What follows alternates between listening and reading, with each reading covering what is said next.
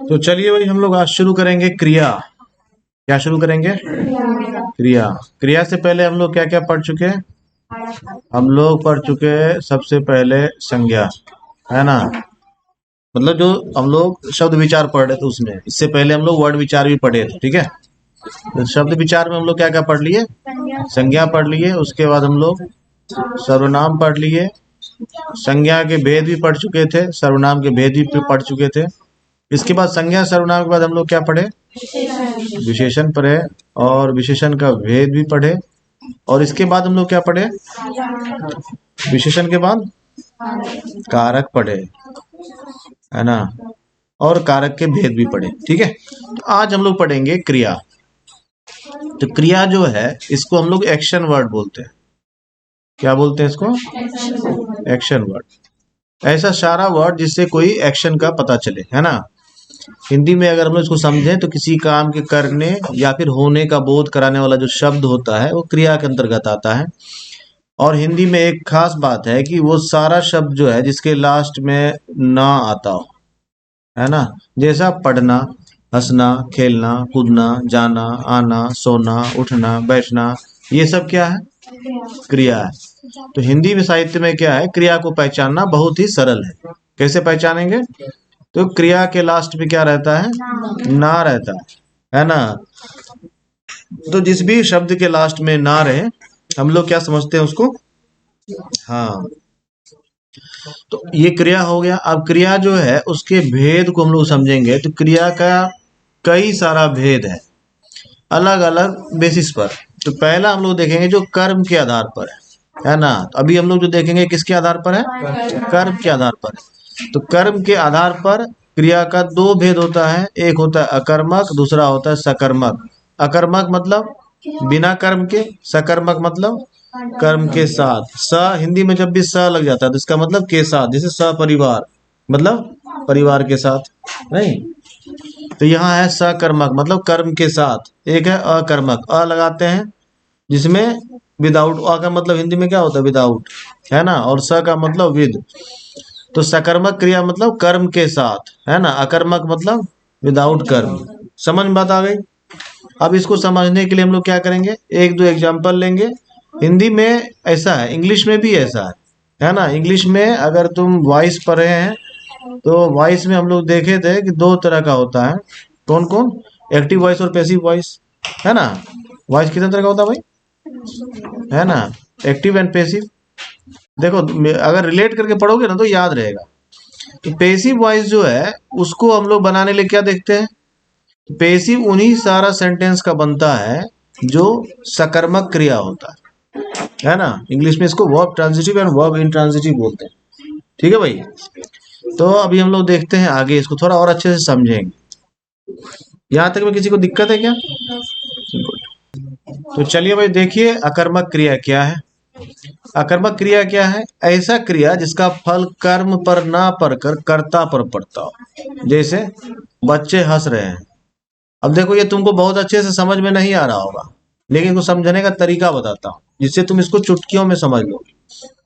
कोई भी सेंटेंस जो ऐसा दिखे ना और पता करना हो कि उसमें क्रिया सकर्मक है कि अकर्मक है, तो तुमको उस सेंटेंस में जो कर्ता है ना उससे क्वेश्चन पूछना है, ठीक है। जो सॉरी क्रिया से क्वेश्चन पूछना है। क्या क्वेश्चन पूछना है? नहीं, क्वेश्चन पूछना है क्या। अगर इसका आंसर आ रहा है तो वो है सकर्मक। अगर आंसर नहीं आ रहा है ना तो अकर्मक। जैसे समझने के बता रहा हूं, जैसे बच्चे हंस रहे हैं, इसमें क्वेश्चन पूछना है कि बच्चे क्या हंस रहे हैं। इसका कोई उत्तर हो सकता है क्या? तो इसका मतलब है कि ये जो है क्रिया अकर्मक है। समझ गए बात को? इस पर ध्यान नहीं देना है, जो लिख रहा हूं उस पर ध्यान देना है ना। तान्या सो रही है, क्वेश्चन पूछेंगे तान्या से, तान्या क्या सो रही है, क्या कोई उत्तर मिलेगा?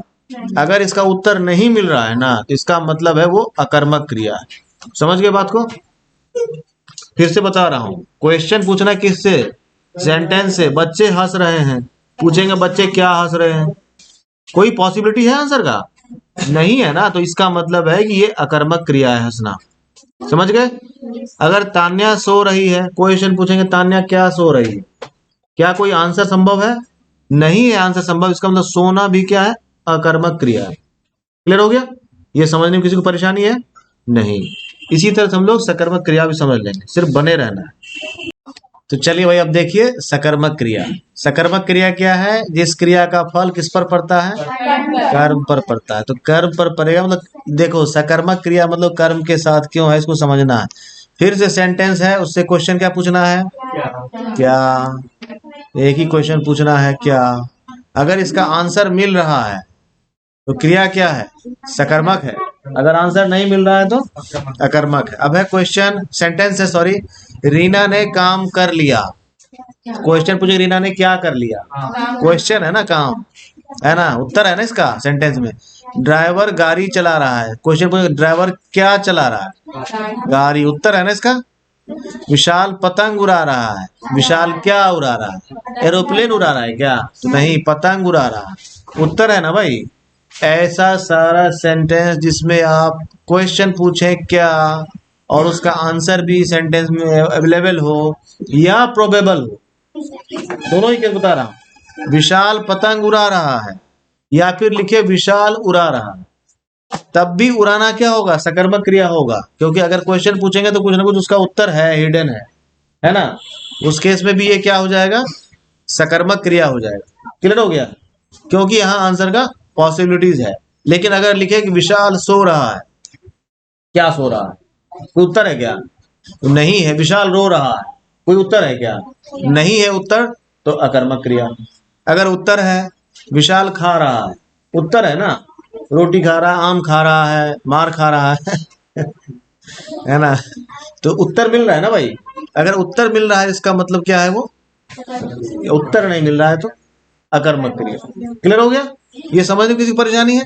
क्या याद रखना है इसमें? बस बस सेंटेंस से तुरंत क्वेश्चन पूछना है। अगर आंसर दे रहा है बताएंगे सकर्मक है भाई, अगर आंसर नहीं दे रहा है अकर्मक है ना। इंग्लिश में इसको ट्रांजिटिव एंड इंट्रांजिटिव वर्ब बोलते हैं। समझ में आता है?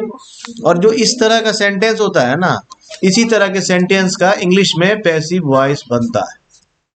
ठीक है भाई, समझ गए बात को? बाकी अकर्मक क्रिया वाला सेंटेंस जो उसको आप एक्टिव में ही लिख पाते हैं। इस तरह का सेंटेंस को एक्टिव और पैसिव दोनों में लिख पाते हैं। क्लियर हो गया? आगे बढ़े। बहुत अच्छा, यहां तक समझने में किसी को तकलीफ, दुख, परेशानी? चलिए भाई, देखिए सकर्मक क्रिया में हम लोग आते हैं फिर से। तो सकर्मक क्रिया जो है इसका क्या है? सकर्मक क्रिया के दो भेद होते हैं। एक है एक कर्मक क्रिया, दूसरा है द्विकर्मक क्रिया। ठीक है? तो एक कर्मक क्रिया मतलब जिसका एक कर्म हो, नाम में ही लिखा हुआ एक कर्मक क्रिया। जैसा पिताजी अखबार पढ़ रहे हैं, है ना, तो एक ही क्रिया है ना। मजदूर पुल बना रहे हैं, तो एक ही क्रिया है ना। लेकिन द्विकर्मक क्रिया है तो इसमें कितना कर्म हो जाएगा? दो कर्म हो जाएगा। ठीक है भाई? जैसे माली पौधों को पानी से सींच रहा है, देखो यहाँ सींच कर लेना, है ना भाई। माली पौधों को पानी से, तो कितना कर्म हो गया? दो। तो इसको द्विकर्मक बोलते हैं। नर्स रोगी को, है ना, कोई दवा खिला रही है ना, तो इसमें कितना हो गया? रोगी को और दवा, दो कर्म हो गया। तो इस तरह का सेंटेंस जिसमें दो कर्म रहेगा उसको हम लोग द्विकर्मक क्रिया बोल देंगे, और जिसमें एक क्रिया में एक कर्म रहेगा उसमें एक कर्मक क्रिया बोल देंगे। ठीक है भाई? समझ बात आ गई? अभी समझने के लिए बता रहा हूं। इसमें ये क्या है? करता है ना। ये क्या है? क्रिया है। और ये क्या है? कर्म है ना। इंग्लिश में क्या होता है ना, ऑब्जेक्ट होता है लास्ट में सेंटेंस के। हिंदी में सेंटेंस के बीच में होता है। समझ गए? इस सेंटेंस में ये क्या है? करता है ना। ये क्या है? क्रिया है। ये क्या है? कर्म है। समझ बात आ रही सबको? उसी तरह से इसमें ये क्या है? करता है। ये क्या है? कर्म है। तो दो कर्म है ना, सब पौधों को पानी से, और सींचना ये क्या है? क्रिया है। क्रिया तो समझना आसान है, इसके लास्ट में ना हो। अब सींच रहा है ऐसा समझ लीजिए, सींचना एक क्रिया है ना। अब इसमें नर्स क्या है? करता है भाई। इंग्लिश में अगर देखें सब्जेक्ट बोलेंगे इसको। और कोई ये जो है ये क्या है? रोगी और कोई दवा, ये क्या है? कर्म है।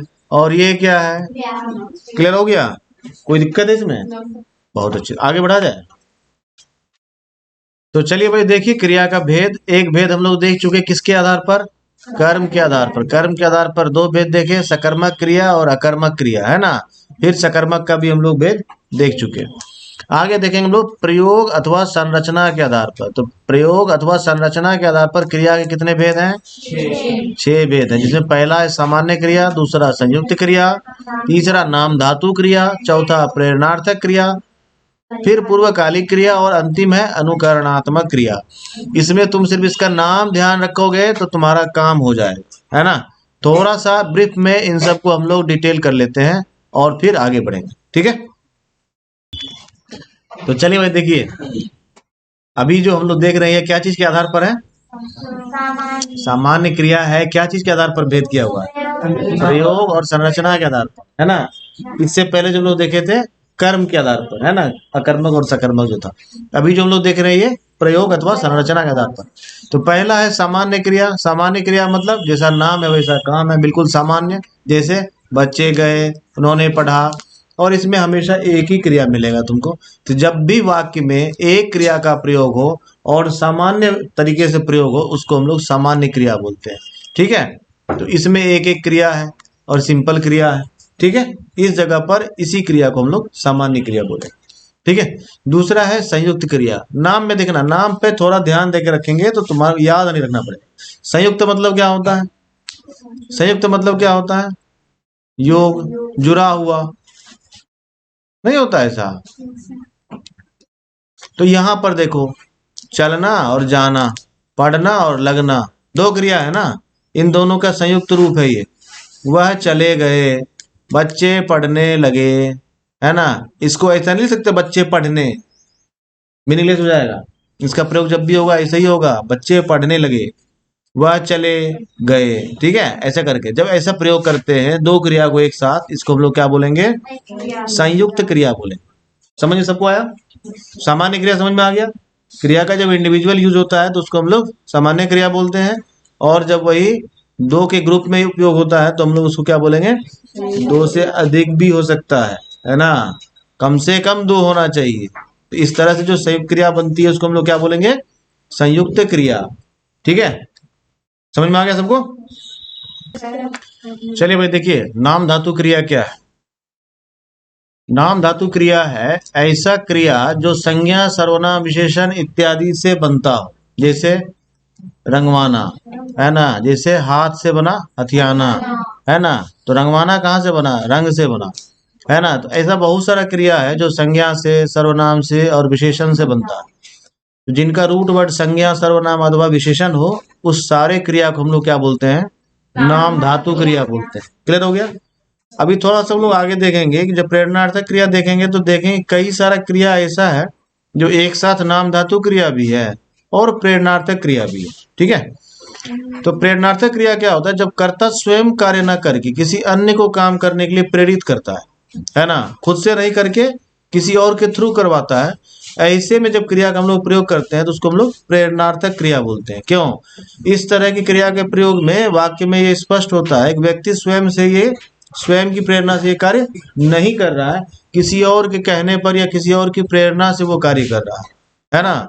जैसे सेंटेंस में लिखा है माँ धोबी से कपड़े धुलवाती है ना। इसको नहीं लिखना है, माँ धोबी से कपड़े धुलवाती है, ऐसा लिखा है। धोबी स्वयं तो नहीं धोना चाह रहा है, माँ उसे धुलवा रही है। तो तुम इसमें क्या है कि माँ की प्रेरणा से धोबी कपड़ा धो रहा है ना। तो अगर उसको प्रेरणा ना मिले, कपड़ा ना मिले तो नहीं धोएगा, है ना। तो माँ स्वयं नहीं काम करके क्या कर रही है? धोबी से धुलवा रही है। तो इसमें कर्ता जो है स्वयं कार्य ना करके किसी और के माध्यम से कार्य करवाता है, ठीक है। जैसे अगर यहाँ रंगवाना है ना, तो ये रंगवाना नाम धातु क्रिया है, साथ ही साथ तुम देखोगे तो ये प्रेरणार्थक क्रिया भी है। क्यों? यहाँ पर अगर हम लिखें कि माँ जो है पेंटर से घर रंगवाती है, तो ये रंगवाना क्या हो जाएगा?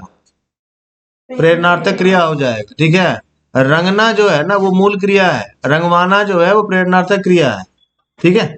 अभी जब हम लोग आगे प्रेरणार्थक क्रिया को देखेंगे तो देखेंगे प्रेरणार्थक क्रिया जो दो तरीके का होता है ना। प्रथम प्रेरणार्थक क्रिया और द्वितीय प्रेरणार्थक क्रिया। यहाँ तक अभी किसी को दिक्कत है क्या? माँ धोबी से कपड़े धुलवाती है, तो धुलवाना क्या हो गया? प्रेरणार्थक क्रिया हो गया। ठीक है, समझ गए? नाम, धातु क्रिया और प्रेरणार्थक क्रिया में अंतर भी समझ में आ गया। तो आगे बढ़े। चलिए, तो इसको हम लोग थोड़ा सा अच्छे से प्रेरणार्थक क्रिया को डिटेल में समझते हैं। तो प्रेरणार्थक क्रिया जो है वो बेसिकली कितने तरह का होता है? 2 तरह का होता है। एक को बोलते हैं प्रथम प्रेरणार्थक क्रिया, दूसरे को बोलते हैं द्वितीय प्रेरणार्थक क्रिया। और इसको हम लोग बहुत अच्छे से समझ लें, कोई दिक्कत नहीं है। ठीक है, कंटेंट लिख लिए सब लोग? बहुत अच्छे। अब देखना इसमें, जैसे एक है खेलना, है ना, इसे बहुत तकलीफ में नहीं जाना है, मैं बताऊंगा टेक्निक इसका, तुम बहुत आसानी से समझ लोगे। जैसे पढ़ना ही एग्जाम्पल ले लो, एक क्रिया है मूल, है ना, ये मूल क्रिया हो गया पढ़ना। अगर इसका प्रथम प्रेरणार्थक क्रिया बनाना होगा ना, तो पढ़ना डायरेक्ट होता है। जैसे तुम पढ़ते हो तो तुम डायरेक्ट इन्वॉल्व, करता डायरेक्ट कर रहा है इसको, तो वो मूल क्रिया हो गया। अब करता किसी से करवा रहा है तो पढ़ाना, है ना, एक बना इसी से, और एक और बनेगा इसी से क्रिया पढ़वाना, है ना। तो ये पढ़वाना और पढ़ाना जो है ना, ये हो गया प्रथम प्रेरणार्थक क्रिया, और ये हो गया द्वितीय प्रेरणार्थक क्रिया। समझ में बात आई? दूसरा एग्जांपल देता हूं, इसे समझ जाओगे तुरंत, है ना। एक है लिखना, ये मूल क्रिया हो गया, है ना।